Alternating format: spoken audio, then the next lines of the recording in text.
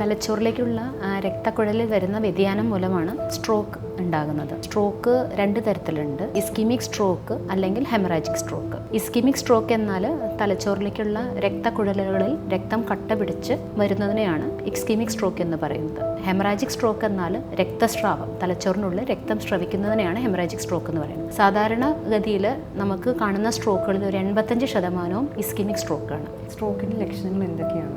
Stroke വന്നൊരു രോഗിയെ വേറെ ഫസ്റ്റ് എയ്ഡോ പ്രാഥമിക ചികിത്സയൊന്നും ആ രോഗികൾക്ക് കൊടുക്കാനില്ല. അവരെത്രയും പെട്ടെന്ന് ഹോസ്പിറ്റലിലേക്ക് കൊണ്ടുവരിക എന്നുള്ളതാണ് അതിൻ്റെ ചികിത്സ.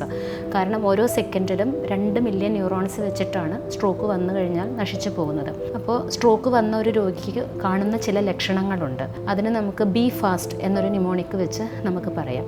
ബി ഫാസ്റ്റിൽ ബി എന്നാൽ ബാലൻസ്, നടക്കുന്ന രോഗിക്ക് പെട്ടെന്ന് ബാലൻസിൽ എന്തെങ്കിലും ഇഷ്യൂ വരിക. ഇ എന്നാൽ ഐസ്, അതായത് കണ്ണിൻ്റെ കാഴ്ചശക്തി നഷ്ടപ്പെടുക. എഫ് എന്നാൽ ഫേസ്, അതായത് മുഖത്തിന് കൂടിച്ച് വരിക, മുഖം കൂടിപ്പോവുക, അങ്ങനെ എന്തെങ്കിലും. എ എന്നാൽ ആം, അതായത് കൈക്കോ കാലിനോ എന്തെങ്കിലും ശക്തി കുറവ് വരിക.